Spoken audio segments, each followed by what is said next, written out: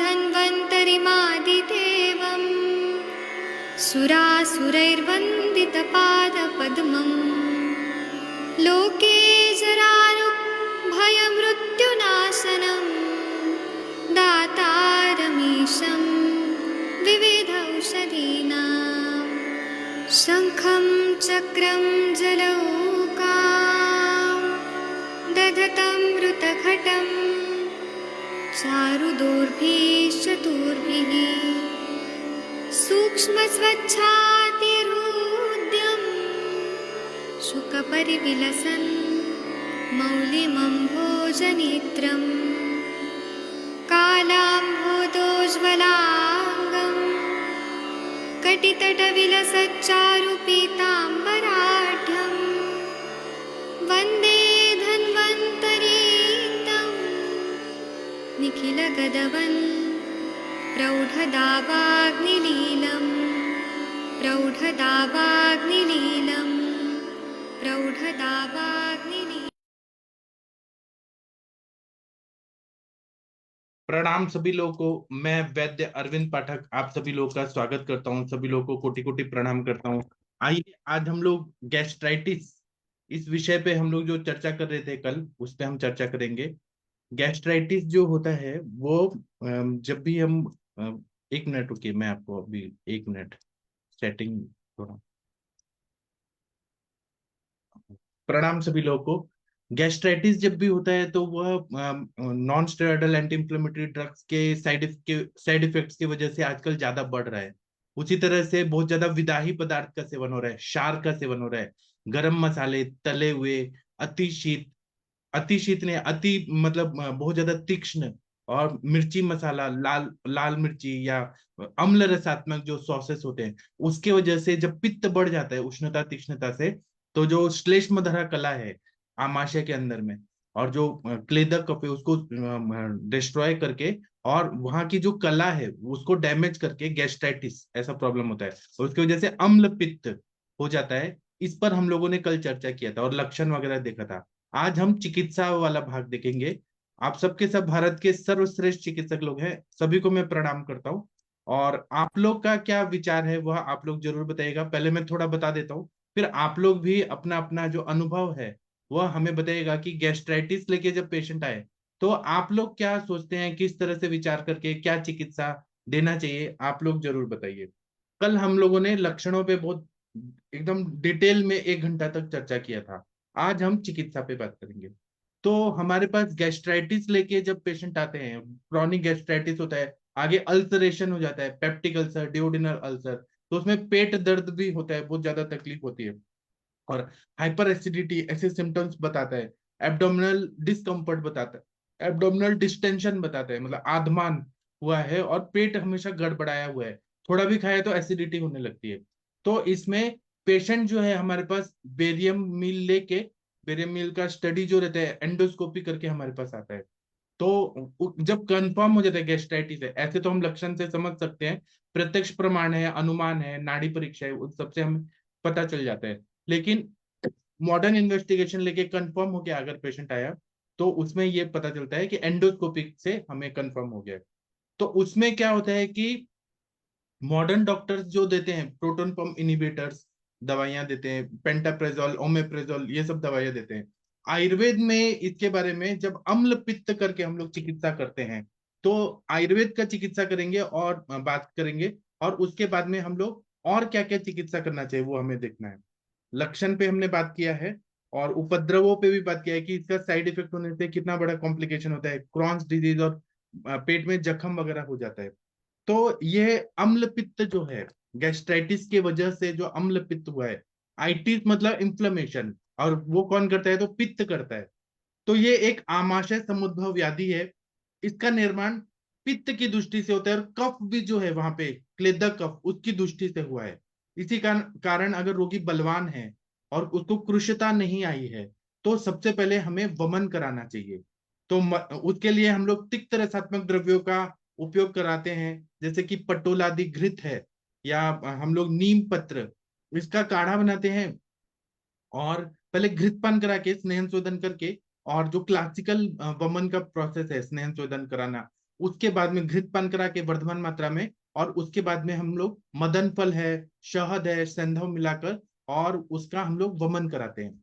वमन में बहुत सारा पित्त निकल जाता है। तो पित्त निकल गया तो गैस्ट्राइटिस के सिम्टम्स थोड़ा कम होंगे, लेकिन वो लाइनिंग जो डैमेज हुआ है, इन्फ्लेमेशन है, उसके लिए हमें और शमन चिकित्सा करना पड़ता है। लेकिन वमन कराने के बाद थोड़ा विरेचन भी कराना चाहिए, क्योंकि पित्त की चिकित्सा जो है वह सर्वश्रेष्ठ चिकित्सा पित्त विरेचन है।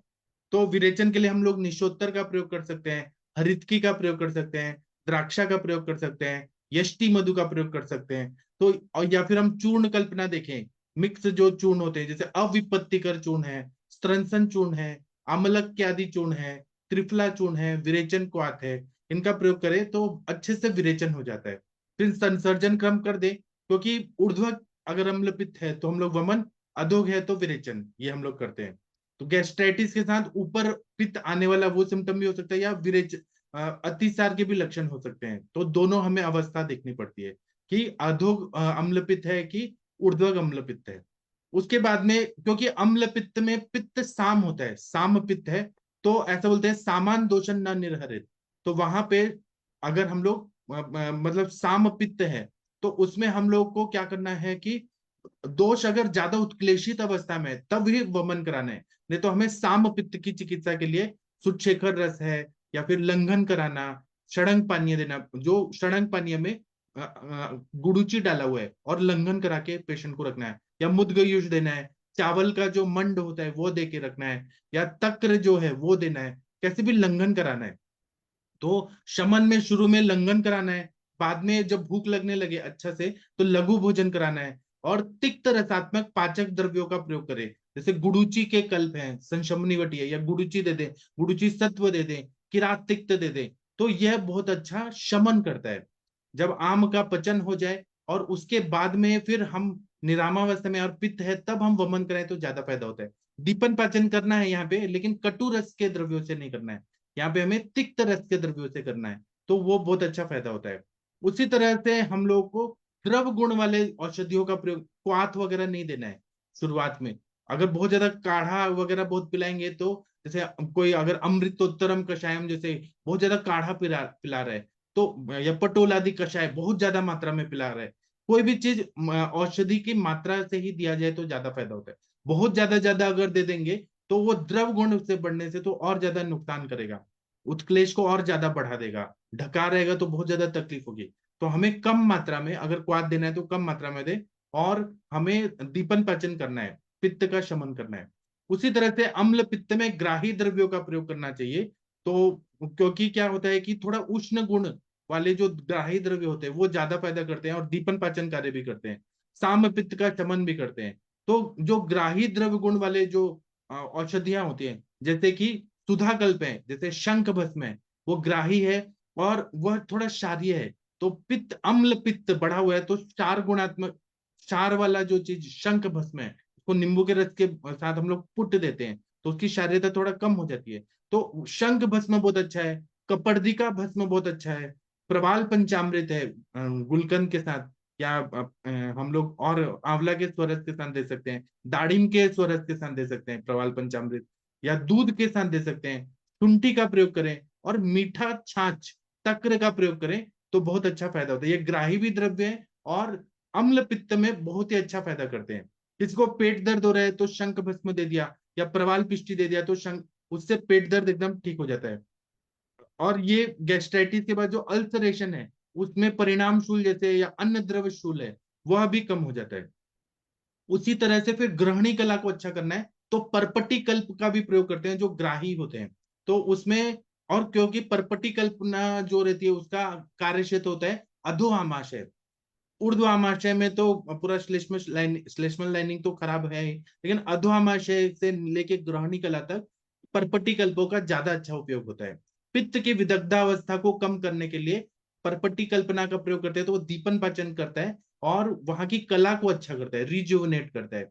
और उसी के लिए हम लोग, और पित्त की विदग्धावस्था को कम करने के लिए गैरिक भस्म का प्रयोग करें तो बहुत अच्छा फायदा होता है। काम दुधा रस, और गैरिक एक तरह से मिट्टी है, जहां पे आग लगी है तो हम लोग मिट्टी डाल दें तो वो आग बुझ जाती है, वैसे गैरिक जो है वो नेचुरल एक मिट्टी का, मिट्टी जैसे है, मतलब पार्थिव द्रव्य है, तो गैस्ट्राइटिस में बहुत अच्छा हीलिंग करता है और पित्त की उष्णता तीक्ष्णता को बैलेंस करता है, द्रवता को भी शोषित कर लेता है। तो ऐसे ही गैरिक से बना हुआ कामदूधा रस अच्छा काम करता है, स्वर्ण माक्षिक भस्म अच्छा काम करता है, वंग भस्म अच्छा करता है, प्रवाल भस्म अच्छा काम करता है। साम पित्त को अगर हम लोग देखें तो वहां पे सामता को ठीक करना है, तो आयुर्वेद की सबसे अच्छी दवाई है सुचेखर रस या पित्त शेखर रस। वह व्याधि प्रतिनिक दवाई है गैस्ट्राइटिस में, तो उससे बहुत अच्छा फायदा होता है। तो हम लोग सुचेखर रस 250 मिलीग्राम, शंख भस्म 250 मिलीग्राम, पिपली मूल जो है वो 250 मिलीग्राम, इसको हम लोग, क्योंकि पिपली मूल जो है वो दीपन पाचन करती है, सामता को कम करती है। पिपली नहीं मैं बोल रहा, पिपली मूल बोल रहा हूँ। तो यह अम्ल पित्त की सबसे अच्छी दवाई है। और हमारे सर का एक फॉर्मूला है जिसमें मौक्तिक है, और वो अम्ल पित्त हर योग है, हमारे सर के फॉर्मूला बुक में देखिए, उसमें सुचेकर है, कामदूधा है, और ऐसे दो तीन चीजें हैं। वह गैस्ट्राइटिस में बहुत अच्छा काम करता है। उस जैसे आम काढ़ा सर का है, बहुत ही अच्छा वो काम करता है। इसी तरह से सभी औषधियों का अनुपान हमें नींबू का शरबत अगर रखें तो ज्यादा फायदा करता है, क्योंकि अम्ल रस जो है, नींबू का रस जो है, वह दीपन पाचन करता है, अग्नि को भी बढ़ाता है, और मतलब पाचन आम का भी पचन करता है। और ये अम्ल रसात्मक होने के बाद भी मधुर विपाकी होता है, मतलब ये पेट में जाने के बाद इसका विपाक मीठा हो जाता है। इसलिए नींबू का शरबत देना सबसे श्रेष्ठ है अनुपान के रूप में। उसी तरह से अनुपान के लिए हम लोग अदरक का अवलेह दे सकते हैं, आमलकी का अवलेह दे सकते हैं, आंवले का मुरब्बा दे सकते हैं, खंड पिपल्या अवलेह दे सकते हैं, कुष्मांडा अवलेह दे सकते हैं, गोरक्ष चिंचा अवलेह दे सकते हैं, तो बहुत अच्छा फायदा होता है। और अम्ल पित्त में जो विदग्धा अवस्था आ गई है, तो उसमें शतावरी बहुत ही अच्छा काम करता है। तो शतावरी कल्प दे सकते हैं, शतावरी को कज्जली के साथ मिलाकर दे सकते हैं, शतावरी आदि क्वाथ दे सकते हैं, शतावरी को मंडूर के साथ दे सकते हैं, तो यह शतावरी चूर्ण प्लेन भी दे सकते हैं। तो यह बहुत ही अच्छा फायदा करता है। अन्य औषधियों में हम भूनिम्बादि क्वाथ, भूनिम्ब चिरायता, जैसा चिरायता को भी भूनिम्ब कहते हैं, तो भूनिम्बादि क्वाथ दे सकते हैं, गुड़ुच्य आदि क्वाथ दे सकते हैं, पटोल आदि क्वाथ दे सकते हैं, कंटकार्य आदि क्वाथ दे सकते हैं, अभयारिष्ट दे सकते हैं, अभ्यावलेह दे सकते हैं, नारिकेल खंड पाक दे सकते हैं, तो बहुत अच्छा फायदा होता है। इसी तरह से थोड़ा भूख लगने लगा इसमें, हमने लंघन दिया, थोड़ा शमन दिया, तिक्त रस के मधुर तिक्त कषाय रस के द्रव्यों से, तो बाद में जब दीपन पाचन हो गया तब हम तिक्ता घृत देते हैं। तो घृत कल्पना जो होती है वो लाइनिंग को पूरी अच्छे से हील कर देती है, इसलिए तिक्ता घृत देते हैं, महातिक्त घृत देते हैं, शतावरी घृत देते हैं, पिपल्यादि घृत देते हैं, द्राक्षादि घृत देते हैं, सुकुमार घृत देते हैं, तो बहुत अच्छा फायदा हो जाता है। और पेशेंट को गैस्ट्राइटिस अगर हुआ है तो खाने पीने पे भी हमें पथ्य पथ्य देखना चाहिए। तो आहार जो है, दीपन पाचन करके भूख लगने लगी है तो आहार लघु होना चाहिए, दीपन पाचन और मधुर रसात्मक होना चाहिए। तो जौ हम दे सकते हैं, गेहूं दे सकते हैं, मूंग दे सकते हैं, पुराना चावल दे सकते हैं, उबालकर ठंडा किया हुआ पानी दे सकते हैं, शक्कर दे सकते हैं, मिश्री दे सकते हैं, शहद दे सकते हैं, श्वेत कुष्मांड दे सकते हैं, परवल की सब्जी, भिंडी की सब्जी दे सकते हैं, लौकी तुरई दे सकते हैं, नारियल दे सकते हैं, दाढ़ी अनार दे सकते हैं, दूध दे सकते हैं। और क्या नहीं देना है, तो नया मद्य नहीं देना है, और मद्य और स्मोकिंग तो पूरा बंद करना है। और जो non steroidal anti inflammatory drugs जिसके वजह से साइड इफेक्ट हुआ है, उसके अल्टरनेट में कुछ और दूसरी दवाइयां दे, वो ना दे। और नया चावल नहीं देना है, तेल युक्त और तीखे पदार्थ नहीं देना है, और खमीर लाए हुए फर्मेंटेड चीजें, इडली डोसा, ब्रेड बिस्किट्स, ये सब नहीं देना है जो फर्मेंट करके बनाया जाता है। या डोसा तो बहुत ही बेकार होता है, वो सब नहीं देना है। उसी तरह से लहसुन नहीं देना है, अम्ल लवण कटु रसात्मक जो भी चीजें हैं वो कम देना है या नहीं देना है। और गुरु अन्न नहीं देना है, अजीर्ण में खाना नहीं देना है, अध्यशन नहीं करना है, भूखे पेट नहीं रखना है, कुल्थी नहीं देना है, उड़ीद नहीं देना है, तिल नहीं देना है। और दिवा स्वाप तो बिल्कुल भी नहीं करना है गैस्ट्राइटिस के पेशेंट को। और खाना खा के तुरंत सोना, यह भी एकदम वर्ज्य करना है। रात्रि जागरण बंद करना है, और लैपटॉप और मोबाइल पे ज्यादा अगर काम हो रहा है वो भी बंद करना है। चिंता है, क्रोध है, वो बंद करना है, काउंसलिंग करना है। ये सब हम करते हैं तो गैस्ट्राइटिस में फायदा होता है। मैं और भी चीजें बताऊंगा, अभी मैं चाहूंगा कि आप लोग कुछ बताइए। तो सबसे पहले मैं आदरणीय अरविंद सर से रिक्वेस्ट करूंगा कि सर आप कुछ बोलिए, गैस्ट्राइटिस पे आपका क्या विचार है सर चिकित्सा में। सर 2 मिनट आ रहा हूँ, पेशेंट देख के बाद 2 मिनट सर। ठीक है, तो आदरणीय महेंद्र सर जी अगर आप हैं तो आप बताएंगे कुछ। आदरणीय महेंद्र सर। नमस्कार सर। प्रणाम सर। आपने आपने सर सारा कुछ अच्छा बता दिया। इसमें जो मैं जनरली प्रयोग करता हूँ मैं तो वही बता रहा हूँ आपको। एक तो अग्नि संदीपन रस, और पूर्णवादी मंडूर, शतावरी में शतावरी, मुक्ता और प्रवाल और गुरुची सत्व। संघ में उसमें कई बार अपन स्वर्ण मार्कशीट भी मिला देते हैं। और यदि दिक्कत हो तो काम दुधा सादा या काम दुधा मूत्र युक्त, पेशेंट के हिसाब से, क्योंकि उसमें गैस की जरूरत है, जब तो उस काम दुधा सादा मिला देंगे। यदि उसको घाव वगैरह उस तरह से है तो उसको काम दुधा मूत्र युक्त वाला मिला देंगे। और उसको भूने बादी क्वाथ के साथ में दे देते हैं अपन। और एक पित्त सेकर रस या स्वर्ण सूत सेकर रस, इनका प्रयोग करते हैं, जिससे पेशेंट को काफी 10-12 दिन में ही उसको रिजल्ट मिलने लग जाता है सर। और मोशन साफ करने के लिए अपन पत्ती का चूर्ण को दे देते हैं शाम को। मात्रा उसकी बजाय 3 ग्राम के 5 ग्राम तक अपन दे देते हैं, तो उससे मोशन भी उसका ठीक हो जाता है सर। इस तरह से अपन इसका ट्रीटमेंट करते हैं। यदि जरूरत पड़े तो उसको आसब आसब आसब वगैरह में कोई जरूरत पड़े तो उसके हिसाब से अपन चंदनासब वगैरह या उनका प्रयोग कर सकते हैं। वरना तो इसके अलावा जरूरत पड़ती नहीं अधिकांश से पेशेंट को सर। जी सर, आपने बहुत अच्छा बताया। जब आगे सर। एक्यूट, हाँ बोलिए बोलिए सर, बोलिए सर।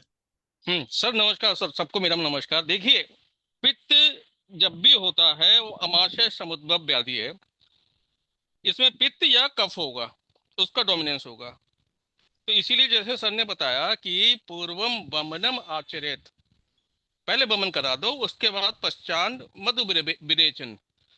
जब वमन विरेचन से शुद्ध हो जाए तो कृत्वा वांति विरेकस, जो वमन विरेचन हो गया है, सुस्निग्ध अनुवासन, उसमें थोड़ा सा स्नेह का अनुवासन देना चाहिए। और यदि अम्लपित्त बहुत पुराना है तो उसमें आस्थापन कम करना चाहिए, क्योंकि दोषों का संसर्ग होता है, मिले हुए होते हैं, और उसकी उपेक्षा करने पर मतलब काफी बीमारियां हो जाती हैं। अब जैसे कि अब आया बात की, इसमें पित्त प्रधान अम्ल पित्त होता है, कफ प्रधान अम्ल पित्त होता है। अगर पित्त का प्रकोप होगा तो पित्त प्रधान होगा, कफ का संसर्ग ज्यादा होगा, या उसमें अगर कफ विदग्ध होगा तो कफ प्रधान होगा। पित्त प्रधान में दाह बहुत होगा, और सारे शरीर में भी दाह होता है, और कर्पात दाह तो पित्त प्रधान के लिए बोला ही गया है। और अगर कफ में प्रधान है तो अल्प होगी, जो हथकंड दाह होगी वो अल्प होगी। विदग्ध अगर बढ़ रहा है तो मतलब पेशेंट को भूख नहीं लगती है, मतलब ऐसे में भूख नहीं लगती, और वो जो है अरुचि रहती है। तो इसीलिए आप जो है क्षुधा भी जो है इसीलिए लेस होती है। तो इसमें जब भी हम लोग चिकित्सा करते हैं तो उसमें शोधन के साथ में पाचन को जरूर वो करना चाहिए, क्योंकि अगर आपने शोधन कर दिया है फिर भी एक संप्राप्ति है ना, जैसे सर ने कल बताया था कि दही को अगर किसी घड़े में रख दो और उसके बाद साफ कर दो, फिर उसमें अगर दूध डाल दोगे तब भी दूध जम जाएगा। ऐसे ही इसमें भी केस में होता है। तो इसके लिए पाचन के लिए पटोलादी कषाय जो है बहुत बढ़िया काम करता है पित्त प्रधान में। स्नेहन तिक्त घृत से करते हैं, शोधन इसमें मृदु किया जाता है। और वमन तो बोला ही सर ने, मदन फल आदि योग का। और अगर विरेचन करना है पित्त प्रदान में तो अवप्रति का चूर्ण का इस्तेमाल किया जाता है। वही अगर कफ प्रदान अगर है जिसमें अल्प हृदकंडदा है तो उसमें पाचन के लिए शुंठी चूर्ण और चित्रकादि बट्टी का सेवन किया जाता है। स्नेहन तो तिक्त घृत से करेंगे ही करेंगे। शोधन थोड़ा सा मृदु वाष्पशेद ही करेंगे, बदन फल का ही वमन करेंगे। लेकिन विरेचन जो है वो दंती हरितकी या आरवद कुटकी कषाय से, आरवद कुटकी कषाय से इसमें विरेचन की तरफ करना चाहिए। अगर अगर आपको डायरेक्टली सेवन करना है, अगर आपको नहीं पेशेंट तैयार हो रहा है, तो पटोलादी कषाय, भूनिम्बादी चूर्ण और शर्त धरण चूर्ण, शरधरण चूर्ण का सर मैंने बहुत बढ़िया फार्मूला बनाया है। चिपका अति अभया, मतलब चित्रक, पाठा, कुटकी, अतीश और हरित की।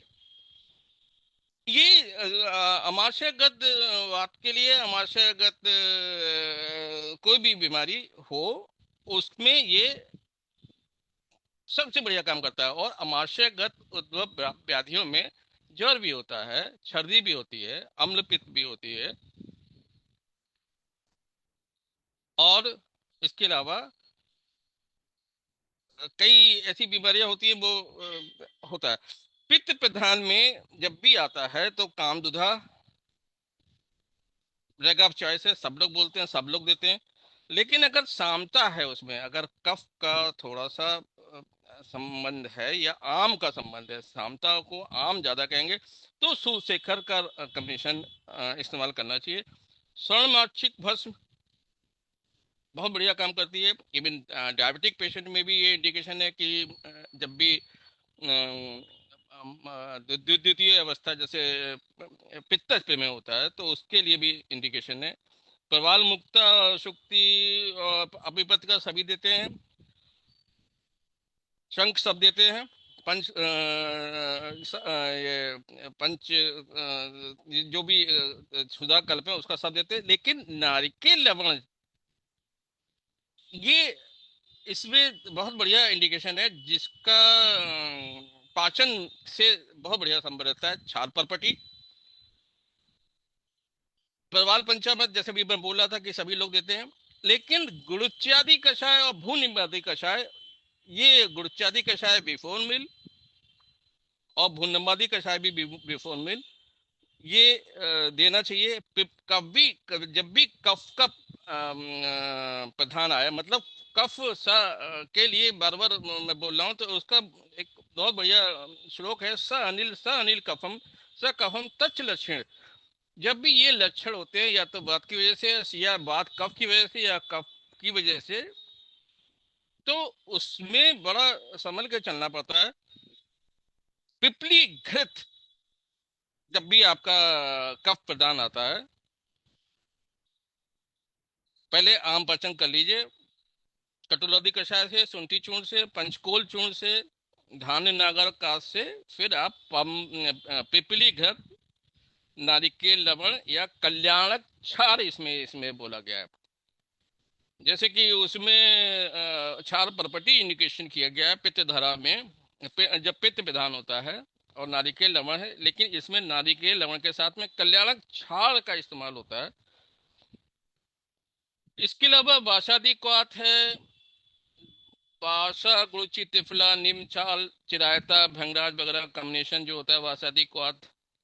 हरित की और भंगराज ये भी बहुत बढ़िया काम करता है, क्योंकि और जो क्योंकि हमको आम भी पाचन करना है, स्वतः शोधन भी करना है, और साथ साथ इसमें 3-4 घृत जो आए हैं, वासा घृत, तिक्त घृत, पंचित घृत, पिपली घृत, दाड़ीमादी घृत, ये जब भी आप शोधन कर दें ताकि वायु इंक्रीज ना होने पाए, तो इसके लिए घृत पान करना जरूरी होता है। जैसे भी सर ने बताया कि पिपली के चूर्ण, नींबू का बताया सर ने भी, पिपली के चूर्ण को शहद मिलाकर सेवन करने से सायंकाल में, या जमीरी नींबू का सरस पीने से भी अम्ल पित्त रोग शांत होता है। पंच निम्बादी चूर्ण के लिए है ही बढ़िया, क्योंकि पंच निम्बादी जब भी आप पित्त को सेवन करना है, तो दूर्वा अनंता नींब बासात्म गुत्ता गुंदरा बीरू शीत पाकी प्रंगु, जो वाकवट में श्लोक आया है, दूर्वा अनंत मूल नीम, इसी के लिए मैंने पंचनिम्बादी जोड़ा यहाँ पे। नींब, दूर्वा अनंता नीम बासा आत्मगुप्ता, गुंदरा अभीरू, आत्मगुप्ता पे कौच, गुंदरा अभीरू, शीत पाकी शतावर, शीत पाकी पिरंगू। ये मतलब इसके मतलब जब भी आपको पित्त शमन करना है तो नीम को नहीं भूलना चाहिए, क्योंकि नीम जो है अपने आप में उसको पित्त शमन करता है। उसको भी जो है मात्रा अनुसार शर्करा या शीतल जल के साथ लेना चाहिए, तो कफ पित्त शूल अगर हो रहा है तो शहद के साथ सेवन करना चाहिए। तो पुराने से पुराना या बहुत ज्यादा पेनफुल अम्लपित्त होता है वो भी खत्म हो जाता है। अमृत का चूर्ण तो हम लोग देते ही हैं स्टार्टिंग में ही, कभी विरेचन भी करना हो तब भी स्टार्टिंग में अमृत का चूर्ण 20 mg स्टैट देने से भी अच्छा विरेचन है। लीला विलास रस, सर्वतो भद्र लौ, अम्ल पित्तांतक लौ, क्षुधावती गुटिका, ये ऐसे कई प्रोडक्ट जो है ये भषा रत्नावली में भी आए हैं। कुष्मांड वाले जो सबसे बढ़िया पित्त शामक है, शुंठी खंड और पिपली खंड का भी इंडिकेशन भषा रत्नावली में आया है। इवन उन्होंने नारायण घृत का भी जो है उन्होंने कहा इंडिकेशन की नारायण घृत भी इंडिकेशन है इसमें। लेकिन आपको पहले पूर्वम तु वमनम कार्यम पश्चात विरेचन तन वांत विरेकस सुनिस्निग्ध अनुवासन, स्थापन के बाद अनुवासन के बाद अगर कुछ रह जाए अनुवासन तो फिर आप स्नेह के रूप में दे सकते हैं। द्राक्षादि घृत भी एक बहुत बढ़िया कल्प है। जीरकादि घृत, पिपली घृत, पटोल शुंठी का घृत, ये भी है। और एक चंदंगनी सर के उसमें लेक्चर में बिल्व तेल उन्होंने कहा था कि बिल्व तेल का अभ्यंग और नस्य करने से भी आपका बिल्व तेल नहीं, वो बोलते हैं श्री बिल्व तेल। श्री बिल्व, हाँ सर, श्री उसका बिल्व अभ्यंग तेल करने से बहुत अच्छा फायदा होता है। नस्य करने से या अभ्यंग करने से बहुत बढ़िया। नारायण घृत का इसमें इंडिकेशन बहुत बढ़िया है। तो इस तरीके से पित्त को कफ सोचते हुए, कफ पित्त सोचते हुए, वात कफ युक्त सोचते हुए, स्थापन, अनुवसन, विरेचन। हाँ, इसमें सर एक अभी ये योग रत्नाकर में पढ़ रहा था कि जौ और गेहूं के बने और तीक्ष्ण मरीच आदि नहीं खाने चाहिए। इसमें इसमें जो खाना चाहिए वो लाजा मतलब लैया ये है के सत्तू में शर्करा और मधु मिलाकर लेना चाहिए। और इसमें कफ पित्त नाशक क्रिया ही करनी चाहिए जिसमें गुड़ कुष्मांड या खंड अमलकी का सेवन इन्होंने इंडिकेशन किया है। क्वात में भूनिम्बादि, पटोलादि क्वात, कंटकारी आदि क्वात, चित्रगादि क्वात। और जब भी कफ का अनुबंध आया, इवन सोरोसिस में भी हम लोग एलादी चूर्ण जो है वो बेस्ट दवाई है। जब भी आपको कफ की संप्राप्ति करनी है उसमें त्रिकोटादि चूर्ण भी, मतलब उसके साथ में त्रिकुट्टू के साथ में छोटी कटेली, पित्त पापड़ा, सुगंध वाला भी है जिसमें त्रिकुटादि चूर्ण करके बोला गया। द्राक्षादि गुटिका या द्राक्षाबले या गुड़ का पुराना गुड़, जितना पुराने से पुराना गुड़ मिल जाए उसमें पीपल और हरड़ का चूर्ण मिलाकर अगर इसकी बटी बना ली जाए तो ये पित्त, कफ और मंदाग्नि को नष्ट करता है। तो द्राक्षादि घृत, शतावरी घृत, महानारायण घृत, लीला विलास, रसामृत, सुशेखर, ये इस तरीके से ये इंडिकेशन। हाँ, पटोल के लिए सर आपने बोला है वो है बथुए का शाख है, पुराना पुराना श्वेत कुष्मांड है, अनार है, और ये शक्कर और मधु। और इवन इस तरीके के पेशेंट में जो चावल का जो तांडुलोदक का इस्तेमाल जो बताया गया है वो सर अच्छा रिजल्ट आता है। Right sir, thank you sir.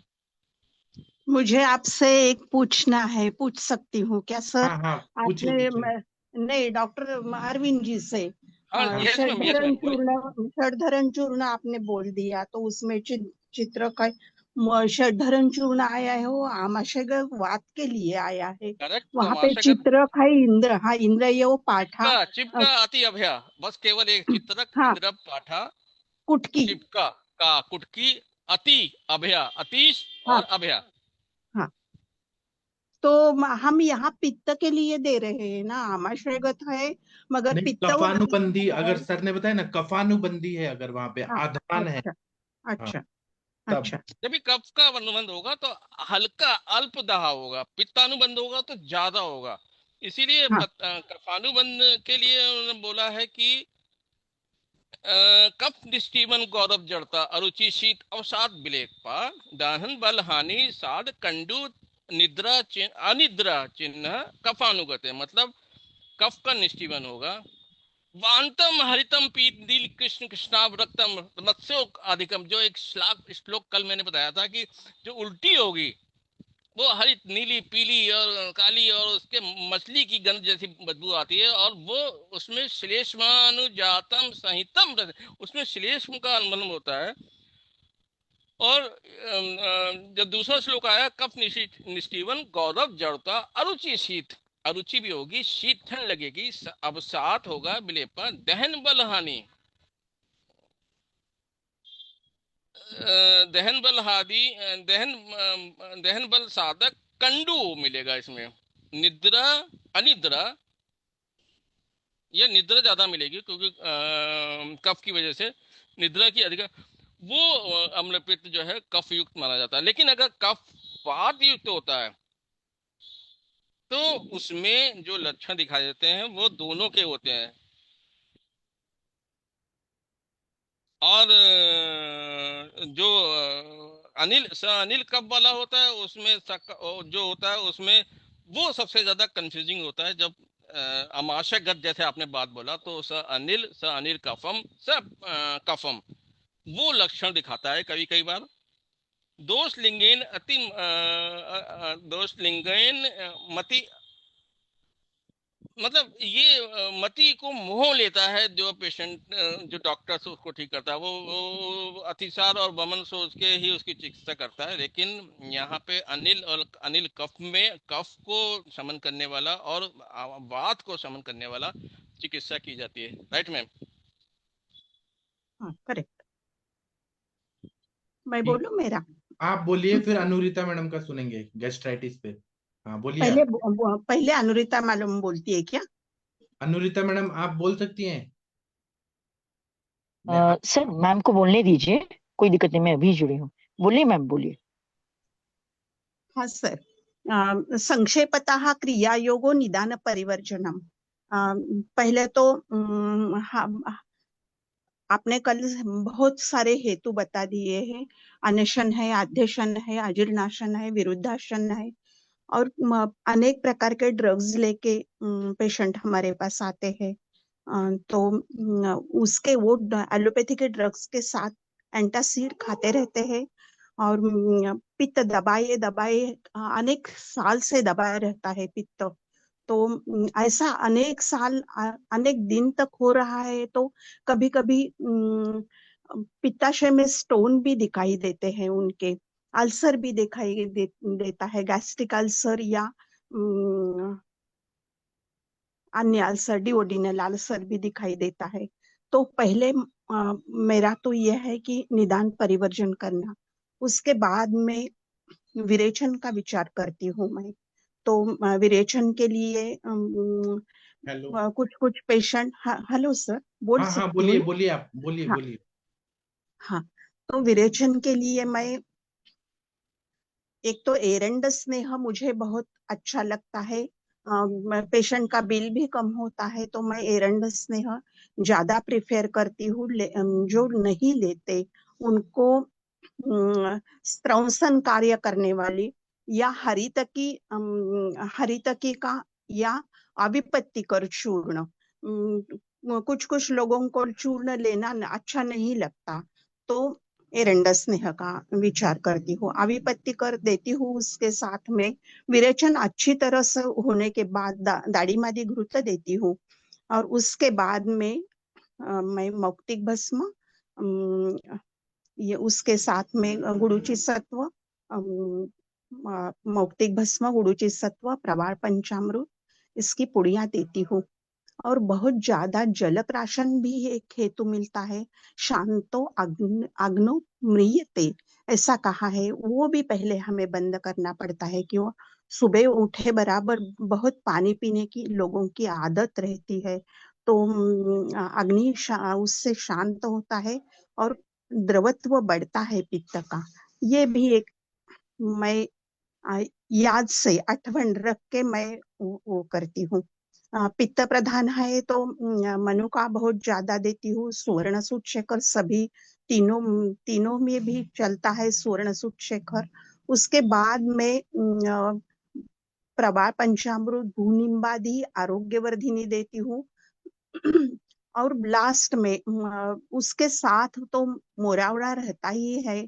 कुछ तो आमले की देना बाहर का देना है तो हम बनाते ही है, तो मोरावड़ा बहुत अच्छी तरह से उनका उपयोग होता है। गोघृत खाने को बोलते हैं, दाढ़ी मादी घृत तो चलता ही रहता है। उसके बाद में लास्ट में मैं तिक्तक क्षीर बस्ती देती हूँ, तो पेशेंट बहुत अच्छी तरह से बीच बीच में विरेचन अनेक बार देना पड़ता है क्रॉनिक आम्ल पित्त है तो। और तिक्त क्षीर बस्ती से बहुत पित्त कम हो जाता है और पेशेंट अच्छा होता है। बस उतना ही कहना था। Thank you. मैं मोरा बाड़ा जो बोला वो बताइए एक बार फिर से।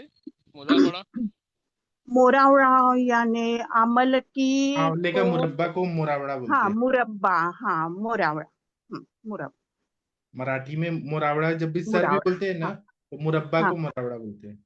हाँ। Great ma'am great. ठीक है, अनुरिता मैडम आप कुछ बोलिए प्लीज। डॉक्टर पे ये दिखा रहा है। हेलो, हाँ, या मेरी आवाज सुनाई दे रही है?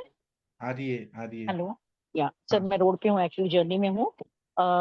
एक्चुअली यहाँ पे सब लोगों ने सारी चीजें, आपने तो हेतु से लेके सारा चीज, मैं जो चीज इन इस लेक्चर में नहीं इन्वॉल्व हुई है उसके बारे में मैं ज्यादा बात करूंगी। क्योंकि गृहिणी दुष्टि, ये मैं तो बोलूंगी कि सब रोगों का, मतलब फिर वो आप किडनी फेलियर लीजिए या फिर आप डायबिटीज लीजिए, हृदरोग लीजिए, बड़े बड़े जितने लोगों को डर लगता है वो सारे डिसीजेस हमारे आयुर्वेद के हिसाब से, मतलब हृदरोग की भी संप्राप्ति जो बोली गई है उसका भी रस से ही, रस का मूल स्थान से ही लेना देना है। मतलब जो भी आहार रस हमारा तैयार होता है 3 अवस्था पाकों में से, तो वो इतना इंपॉर्टेंट है कि अगर उसकी तरफ ध्यान नहीं दिया गया तो गृहिणी दृष्टि इज नॉट नेग्लिजिबल, कि हमें उसको नेग्लेक्ट करना चाहिए। मैं बहुत सिंपल सिंपल क्वाथ भी यूज करती हूँ सर। मेरे जो वातज गृहिणी और पित्तज गृहिणी का जो प्रॉब्लम है उस इसमें, जैसे अभी सिंपल मैं बोलूंगी क्योंकि मुझे मेडिसिन इंड्यूस गृहिणी दृष्टि पे बात करनी थी, लेकिन एक मैडम ने और ये सारी चीजें बताई। सबसे मेन तो डायटिक्स में जो भी है यवागु पंचकोल या फिर पंचकोल सिद्ध, पानी तकरारिश, ये सारी चीजें तो मैं लघु डाइट वगैरह देती हूँ। लेकिन अगर वातज गृहिणी है, सिर्फ प्रॉपर वातज गृहिणी और उसके लक्षण है, तो यहाँ पे आपको विरेचन, निरूवस्ती और अनुवासन, ये बस से बहुत अच्छा रिजल्ट देती है सर। अनुवासन आप, मतलब आपकी वातज गृहिणी में आपको दृष्टि किस प्रकार की लग रही है उस इस पे आप अनुवासन या निरूवस्ती दीजिए, बहुत अच्छा रिजल्ट मिलता है। देन पिपलियादी चूर्ण, मैं जब कफज गृहिणी है, अभी सर ने भी बहुत अच्छा बताया, तो उस इसमें कफज गृहिणी में पिपलियादी चूर्ण, नागरादि क्वाथ अगर है तो आप वातज गृहिणी में इसको यूज कर सकते हैं, जहाँ पे वातज के मतलब रुक्ष और शैत्यता से अगर रिजल्ट नहीं ज्यादा बढ़ रहे, दोष ज्यादा दृष्टि है तो मधुकास और दुर्लभास हो सर, ये दोनों चीजें भी कफज गृहिणी में बहुत अच्छा रिजल्ट देती है। उसके साथ में अभयादि जो अरिष्ट है या कषाय है वो भी वातज गृहिणी में बहुत अच्छा रिजल्ट देती है। मुझे पर्टिकुलरली जो है सर, जो गृहिणी दृष्टि, हमारे पास में पेशेंट सीधा चल के आयुर्वेद के पास में नहीं आता है, लेकिन डायबिटीज की गोलियां ले रहा है, हाइपरटेंशन के ले रहा है, कुछ ब्लड थिनर ले रहा है, काफी सारे एंटीबायोटिक चल रहे हैं, और जब वो लोग आयुर्वेदा के पास में आते हैं और आप अपने हमारी संप्राप्ति के हिसाब से या हमारे जो भी शास्त्र है उसके हिसाब से ट्रीटमेंट करते हो, आपको रिजल्ट नहीं मिलता है, तब हमेशा ये ध्यान में देना है कि उनकी गृहिणी दृष्टि, जो भी वो ड्रग्स ले रहे हैं मेडिसिन इंड्यूस, सबसे पहला जो भी हमारा डिओडिनल पैपिलीज है, हमारा जो भी अंदर की पूरी तरह से म्यूकोजा है, जो हमारी कलाएं हैं, वो दृष्टि होती है। और गृहिणी दृष्टि प्रधानता से होने की वजह से आप कुछ भी मेडिसिन देते तो इसका विचार जरूर कीजिएगा। इस वजह से अगर आपका मॉडर्न ट्रीटमेंट और आयुर्वेदिक ट्रीटमेंट चल रहा है तो मैं ऐसे वक्त में जो तिक्त घृत है उसका इस्तेमाल करती हूँ। अभ्यंतर जो अनुपान है उसमें मैं घृत दे देती हूँ। त्रिफला घृत को मैं इस्तेमाल करती हूँ शाम के समय में या वात के इसमें, या फिर आपका मतलब आप किसी चीज से सिद्ध भी कर सकते हैं, लेकिन ये ध्यान में रखना है कि आप कितना भी अच्छा ट्रीटमेंट करें, अगर रिजल्ट नहीं आ रहा है तो कहीं ना कहीं उनकी गृहिणी दृष्टि है जो आड़े आ रही है। Medicine induced kidney failure and medicine induced IBS, medicine induced जितनी भी लाइफस्टाइल डिसीजेस में खान पान से रिलेटेड है आजकल तो बहुत बड़े। आज मेरे स्टेटस भी देखेंगे सर तो आपको बहुत अच्छे सर्जन है, लेकिन उनका कंप्लीट नहीं मैं वो डाउनलोड कर पाई। वो भी कहते हैं कि हमारा कैंसर जो है, जो काफी अच्छे सर्जन है सर, ऑन्को सर्जन है, वो भी कहते हैं कैंसर जो है वो दारू और जो मानीचंद गुटखा इससे होने की बजाय उन लोगों को अगर हम छोड़ देते तो सबसे बड़ा दोष हम जो ये पैक्ड फूड खा रहे हैं, प्रोसेस्ड फूड खा रहे हैं, प्रोसेस्ड तेल पी रहे हैं, उसके बाद में जो अभी सील पैक्ड हमारा फ्रोजन मीट एंड बाकी का सारा चीज है, ये इतना बड़ा हेतु है सर, क्योंकि ये सबसे पहला जो काम करेगा अंदर जाने के बाद में बोलस तो बन जाएगा, वहां पे हमारा एचसीएल भी इसके ऊपर एक्ट करेगा, लेकिन जब ये ड्यूओडेनम में जाके हमारी जो भी पंच भूताग्नि है, हमारी जाठर अग्नि है, हमारी सप्त धातुओं की अग्नि है, तो इनको डिफिकल्ट होता है सर इनको डाइजेस्ट करके इससे परिणमन करने के बाद में जो हमारा न्यूट्रिएंट या हमारे जो भी धातुओं तक जो हमारा आहार रस जाना चाहिए वो आहार रस बनता ही नहीं है। आप तो बोल रहे कि मैं रोज पालक ले रहा हूँ, मैं रोज बीट का रूट खा रहा हूँ, जूस ले रहा हूँ, मैं गाजर जूस पी, लेकिन एचबी क्यों नहीं बढ़ रहा? हर एक का होता है ना ये प्रॉब्लम, हम तो इतने इंजेक्शन लिए, हम तो इतना दिन से आयुर्वेदिक दवाइयां, तो हमेशा ये ध्यान में रखना है कि उसकी गृहिणी दृष्टि कहीं ना कहीं क्रॉनिक रहती है, और हमारे आयुर्वेद का ट्रीटमेंट आपके मंदाग्नि या गृहिणी दृष्टि को क्लियर करते ही आपकी कोई भी संप्राप्ति हो, वो कैंसर, मेटास्टेसिस, उसके बाद में मतलब कोई भी संप्राप्ति। और इसका मैं उदाहरण आपको, जब वो पेशेंट से एक्चुअली वो पेशेंट परमिशन नहीं दे रहा बिकॉज बहुत कॉम्प्लिकेटेड इसमें से बाहर निकला है, तो उसको किसी के सामने नहीं आना है, लेकिन कैंसर की थर्ड स्टेज से रिवर्सल होने के बाद में विदाउट केमो रेडियोथेरेपी उसको जो दीपन पाचन बहुत सिंपल द्रव्य चल रहे हैं मेरे जो भी मेडिसिन है, लेकिन उसके साथ में उसका कहना है मैडम मुझे घर वाले खाना नहीं खाने देते हैं, मुझे बहुत भूख लग रहा है, मुझे बहुत अच्छा लग रहा है। तो ये सिम्टम जो है कि मुझे बहुत अच्छा भूख लग रहा है और मेरा खाना हजम हो रहा है, ये आपके ट्रीटमेंट का सक्सेस है। ठीक है, मैं मैम ट्रैवलिंग एक में बार हूँ जो है अदरवाइज। पित्तज गृहिणी, मैम एक बार पित्तज गृहिणी और वाता जो कफज के जो आप बताती हैं वो एक बार फिर से रिपीट कर। पित्तज गृहिणी आपने नहीं किया बोला? हाँ जी सर, सर पित्तज गृहिणी तो मतलब ऐसे समझिए कि हमें हम नहीं जैसे नहीं, मुझे पंचामृत मुझे वो परपटी। उसका वो चाहिए, मुझे वो उसके वो आपके जो देती हैं वो बताइए मुझे। सर मैं पित्तज गृहिणी, क्योंकि मैक्सिमम आपके पास में पेशेंट जब आता है और बहुत हायर लेवल ऑफ एंटीबायोटिक और उष्ण तीक्ष्ण द्रव्य लेके जब आता है, तो आपको कामरूधा, गैरिक और मौक्तिक, इन तीन चीजों का इस्तेमाल करके गृहिणी दृष्टि के लिए पर्टिकुलरली में पंचतिक्त गुरुद या गुरुचि इंड्यूस्ड जो भी मेरा कल्प है, योजना है, क्योंकि मैं सर मैं द्रव्य चिकित्सा पे ज्यादा फोकस करती हूँ, रस कल्पना मैं बहुत एंड स्टेज में देती हूँ जब पेशेंट को रिस्पांस नहीं आ रहा या पेइंग है पेशेंट, क्योंकि मेरे पास में आने वाला पेशेंट बहुत ज्यादा पेइंग नहीं रहता है, तो मैं जो हमारी मात्रा बस्तियां हैं उसमें तिक्त क्षीर बस्ती है, मात्रा बस्तियों में बाकी के अनुवासन बस्ती है, उनका भी इस्तेमाल करती हूँ, क्योंकि हर कोई 21 और काल बस्ती नहीं ले पाता है, तो उस मात्रा बस्ती में आपको जब गृहिणी पे दृष्टि दूर होने लगती है उसके साथ में मेरा सबसे फेवरेट जब भी पित्तज गृहिणी है तो दाढ़ी मास्टक चूर्ण, क्योंकि हिंग मास्टक और बाकी चीजों में थोड़ा सा हायर लेवल रहता है, चित्रकादि आप यूज नहीं कर सकते, अग्नितुंडी आप यूज नहीं कर सकते, तो वहां पे आपका दाढ़ी मास्टक चूर्ण, चंद्रप्रभा या आरोग्यवर्धिनी, इन तीनों को या फिर इन तीनों का में से कोई एक द्रव्य सूट शेखर के साथ में आप यूज कर सकते हैं, बहुत अच्छा रिजल्ट मिलता है। और मेरा फेवरेट कॉम्बिनेशन, क्योंकि I deal with cancer and heart and complicated diabetic patient, तो उसमें इतनी जर्जर अवस्था रहती है गृहिणी की कि उनके पास में काढ़ा क्वाथ पीने के बाद में भी उनको डर रहता है कि उनमें कुछ दाह या ये चीज विक्षोभ होगा, तो ऐसे विक्षोभ के समय में आपको परपटी कल्पना यूज कर, पंचामृत परपटी बहुत अच्छा रिजल्ट देती है। देन मैं किडनी फेलियर में सर्वेश्वर परपटी यूज करती हूँ।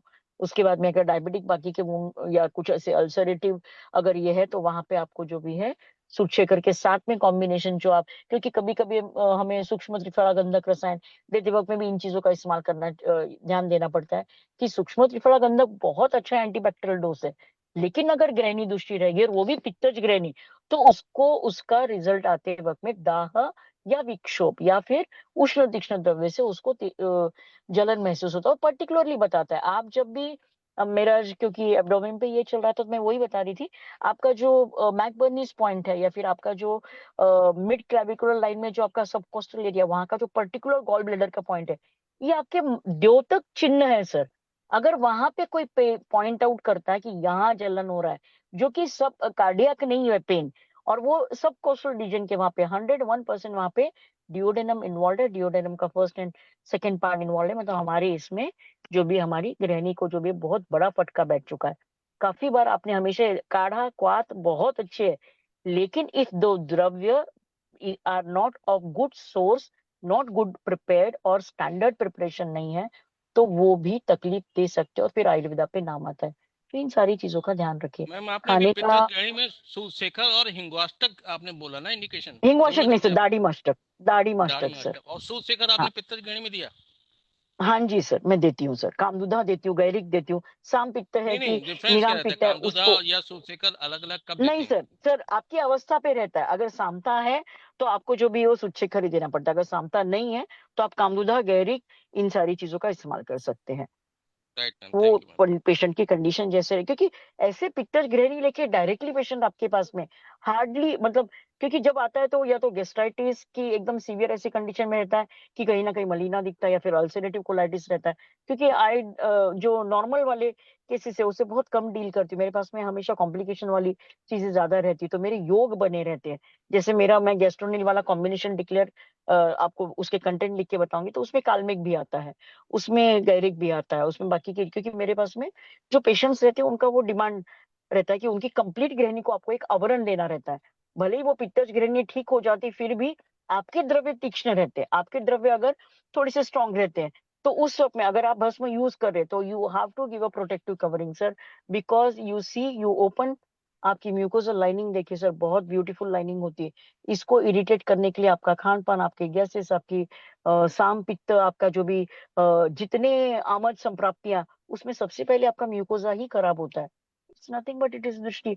लेकिन आपके लक्षणों से आपको पता चलता है कि मैंने खट्टी डकार आ रही है या कड़वी चीजों का मुख में तिक्तास होता है, तो फिर आपका वातज ग्रहणी है कि पित्तज ग्रहणी है, कि सामता आपको दिख रही है और आपके मल में भी आपको दिख रहा है तो कफज ग्रहणी। और ये सारी चीजें तो हम जानते हैं, लेकिन उसको ट्रीट करने के लिए आपको अवस्था और ये देख के ही करना है, क्योंकि दीपन पाचन जितना जरूरी है उतना उसके साथ में, क्योंकि हर रोज ही वो पेशेंट को डायलिसिस दिया जा रहा है, हर रोज ही उसके पास में इतने ड्रग जा रहे हैं कि अब, और फिर भी आपको उसको किडनी फेलियर से निकालना है, वो पैरेलल लाइन ले रहा है, वो केमो ड्रग ले रहा है, केमोथेरेपी ले रहा है, लेकिन फिर भी आपको उसके केमो ड्रग के साइड इफेक्ट रोकने हैं। तो उस वक्त में वहां पे उस व्याधि संकर की कंडीशन में सामता निरामता देख के सूक्ष्मकर यूज करना है कि गुडुची यूज करना है कि गुडुची पटोल यूज करना है, ये सारी चीजें सिद्ध करके, कभी कभी मैं इनका सिद्ध घृत भी दे देती हूँ सर, मैं इनके चूर्ण देती हूँ और उनको बोलती हूँ कि ये जो भी घृत मैंने दिया है, क्योंकि गाय का घृत मिलना सबसे बड़ा प्रॉब्लम तो अपने यहाँ पे गाय का घृत का ही है, और वो जर्सी गाय का घी तो कुछ काम का नहीं, अभी तो वहां से हंटिंग शुरू हो जाता है। तो फिर जो कोटकल वगैरह के रेडीमेड मिलते हैं तो उनके घृत यूज करो, नहीं तो घर में जो गाय का घी है तो और मैम उसमें ये मैं किडनी कैसे प्रोटेक्ट करती हैं आप? जैसे आप बहुत बढ़िया बता रही हैं मैम, किडनी कैसे प्रोटेक्ट करती हैं आप? सर किडनी प्रोटेक्शन के लिए आपको, मैं किडनी फेलर, मैं एक्चुअली सर से परमिशन निकालने वाली हूँ कि किडनी फेलर पे मैं ले, लेकिन एक हफ्ता मेरा पूरा कंप्लीट वर्कशॉप में जाएगा तो फिर बाद में वो निकल जाता है, लेकिन किडनी फेलर में मैं प्रॉपर ये लेना चाहती हूँ, क्योंकि इतना ज्यादा बढ़ गया है कैंसर किडनी फेलियर कि उसकी मतलब इसमें जो हमारी किडनी फेलियर की जो नॉर्मल चिकित्सा है उसके साथ में आपको किडनी फेलियर ना होए इसके लिए भी आपको पूर्व ये करना पड़ता है। जैसे मेरा यूरोनिल कॉम्बिनेशन है, गोक्षुर और पुनर्नवा, मैंने अभी तो एक चलन ऐसे शुरू कर दिया है सर कि अगर पेशेंट एलोपैथिक ट्रीटमेंट ले रहा है, मैं उसको आयुर्वेदिक दवाइयां दे रही हूँ, लेकिन मुझे मालूम है कि अभी ये ड्रग जो भी है वो हैम्पर करने वाला है, इट इज गोइंग टू, जैसे डायबिटिक यूरोपैथी कंप्लीट नहीं हुई है लेकिन उसका जीएफआर नहीं, लेकिन क्रिएटिविरिया कभी हिलता है 1.4 1.5, कभी शोथ दिखता है, कभी मतलब क्लेद जन कफज ग्रहणी भी है, डायबिटीज भी है, और उसके साथ में अभी किडनी फेलियर में एंटर नहीं हुआ है, लेकिन आपको ट्रीट करना है। तो इमीडिएटली चलो किडनी फेलियर नहीं, चलो हम अबरक देते हैं, नवाया स्लो देते हैं, बाकी का सब चीज, मैं कभी ऐसे नहीं करती हूँ सर। मैं हमेशा ये देखती हूँ कि पेशेंट किस वर्ज पे है, उसकी अग्नि को अग्नि मांद्य दूर करने के लिए सार्वदिक जो दृष्टि है उसकी वो दूर होने के लिए कितना टाइम लगने वाला है। अगर महीना 2 महीना 3 महीना लगने वाला है या फिर ज्यादा वक्त लगने वाला है, तो तब आपको जो भी है नवायस लो बोक्सुर मैम पुनर्नवा इंडिकेशन है आपके सिद्ध। किडनी पेशेंट में मैम नवायस लो का सर मैं कम्बिनेशन नवायस लेना लो चाहिए? नहीं यूज करती हूँ जी, नहीं। अभी आपने बोला किडनी मैम। फेलियर मैं एग्जांपल दे रही हूँ सर कि अच्छा इन अच्छा सारी ओके चीजें मैम। अगर डायबिटीज में तो देते हैं ना सर, डायबिटीज में पुनर्नवा मंडूर भी चलता है, नवायस भी चलता है, किडनी फेलियर किडनी में नहीं पेशेंट में चलता। मैम, किडनी पेशेंट में अगर ब्लड नहीं, किडनी रिजेक्ट पेशेंट करना में है तो? नवायस, किडनी पेशेंट में मैं सिर्फ पुनर्नवा मंडूर यूज करती हूँ सर, और अयस कृति करके एक सिरप है, वो हाँ चीजें, हाँ और बाकी यस सब आता है। जो भी है हर्बल मेडिसिन यूज करती हूँ। आप लोहो नहीं यूज कर सकते। और हाँ पुनर्नवा यस मंडूर मैम। भी अगर आप चलाते हो तो that should be of a very good quality, otherwise it gives you a very, लोहासो भी नहीं चला सकते आप किडनी फेलियर में। लेकिन उसका जब एनीमिया आपको दूर करना है तो वहां पे आपको दाडिम वगैरह ये सारी चीजों का बहुत अच्छा रिजल्ट मिलता है। किडनी फेलियर लोहा में सब पता नहीं सर चला मैं सकते क्यों मैम? लोहा सब क्यों नहीं चला सकते? सर मैं अभी तक आसो बनाने की कंडीशन में नहीं हूँ, मतलब मैं मेडिसिन बनाने की प्रक्रिया में हूँ, मेरे खुद के प्रिपरेशन से, लेकिन मार्केट के लोहासो का मुझे थोड़ा सा अनुभव अच्छा नहीं आया, तो मैं सिर्फ अभी मार्केट का सिर्फ अयस कृति यूज करती हूँ जो कोट्टकल का है, अयस कृति रेडीमेड। किडनी फेलियर में नहीं चलाती मैं लोहासो। मंडूर ठीक है मैम। वटक थैंक भी नहीं चलाती हूँ मैं, प्लेन मंडूर वटक भी नहीं चलाती हूँ, पुनर्नवा मंडूर चलाती हूँ। मंडू बेटा क्यों नहीं भाई? नहीं, नहीं चलाती हूँ सर मैं। जीएफआर आपके 30 के नीचे जाने के बाद में उसका एब्जॉर्प्शन और उसका रीनल ट्यूब्यूल इतना नाजुक हो जाता है कि उसको क्रिएट, मतलब 16 से 30 तक जाने के लिए आपको 1 साल लगता है। नहीं तो दोनों में जीएफआर डिफरेंस क्या है? पुनर्नवा मंडूर या मंडूर बटक में क्या डिफरेंस आता है? क्यों ऐसा क्यों, क्या मतलब दोनों में डिफरेंस क्या है? सर यहाँ पे पुनर्नवा जो है आपकी किडनी प्रोटेक्टिव है, वहां पे आपका मूत्र कार्य भी करेगी, और जो मंडूर वटक है कंप्लीट मंडूर वटक, वो उसको लोड करता है। मैंने देखा है, मेरे सारे जो भी रिजल्ट्स है डॉक्यूमेंटेड रहते हैं, एवरी 3 मंथ्स एवरी 6 मंथ्स। मतलब उस प्रेशर इसमें आएगा जो भी किडनी पे? मंडूर बटक से प्रेशर ज्यादा आएगा? प्रेशर आएगा ऐसा नहीं सर, उसको पचता नहीं है, उसका एज भी बढ़ना अच्छा चाहिए। अपना मेन तो कंडीशन रहता है कि उसका एज भी बढ़ना चाहिए, उसका आयन जो भी कैपेसिटी वो बढ़ना चाहिए, उसका जो भी पांडुत्व है वो निकल जाना चाहिए, उसका कंडीशन। क्योंकि वहां का जो पांडु है किडनी फेलियर वाले पेशेंट में, उसका संबंध सर आपकी एरिथ्रोपोइटिन सिस्टम, मतलब आपके पक्वाशयगत जो भी संप्राप्ति है और आपके रीनल ट्यूबल्स का जो भी रीजनरेशन है, इन दोनों चीज पे उसका वहां की जो भी एनीमिया है उसको दूर करने के लिए अपने को रेनिन एनर्जी लगती है। एंजियोटेंसिन एआरबी रिसेप्टर जो उसमें बहुत इन बढ़िया शॉर्ट रहता है। समझिए सर, अपनी पक्वाशयगत जो भी अवस्था है वो जब तक दूर हम्म, नहीं होती है, जब तक उसका अग्निमांद्य अच्छी तरीके से दूर नहीं होता है, आप वहां का पांडु 8 ग्राम के ऊपर ले ही नहीं जा सकते। वो 8 ग्राम 7 ग्राम 6 ग्राम 4.5 के बाद में तो वो नीचे चला जाता है। और जैसे मॉडर्न के लोग जब आप देते हो उनका देखिए ना सर, 1 साल के डायलिसिस वाले पेशेंट 6-7 ग्राम पे पहुंचते हैं। वाई दे गिव इटकोफॉल, दे गिव सारे सप्लीमेंटेशन उनके चालू रहते हैं ना सर, इंजेक्शन वगैरह देते हैं, क्यों नहीं बढ़ता उनका एच बी? दिखाइए मुझे आप 8 ग्राम के ऊपर वाला डायलिसिस वाला पेशेंट। क्योंकि वहां पे जो भी आपकी आमाशय से लेके पक्वाशय तक जब तक आपका पूरा काम नहीं होता है, किडनी फेलियर में आपको रिजल्ट ही नहीं मिलेगा। वहां का क्लेट ये होना चाहिए, रिनल ट्यूबल्स पे काम होना चाहिए, तभी होता है, और वहां पे बस्ती देना पड़ता है sir. Great okay, ma'am, thank you. Kidney failure पे लूंगी सर मैं पूरा फर्स्ट सेकंड थर्ड ग्रेड से लेके मॉडर्न एंड आयुर्वेद दोनों का भी लूंगी, क्योंकि वो मेरा सबसे फेवरेट टॉपिक है, कैंसर एंड किडनी फेलियर। ठीक है, मैं थोड़ा जर्नी में हूँ ना, तो रोड पे खड़े रह के बात कर रही हूँ। मैंने बहुत टैक्सी अच्छा बताया अनुरेता जी, बहुत नहीं अच्छा। यस मैम, मैम, मैं बहुत अच्छा हमेशा बताया। कोशिश ये करती हूँ मैम, बहुत धुरंधर लोग, बहुत पहुंचे हुए लोग हैं, इनके शास्त्र और पंडित्य का आपको क्या बोलना।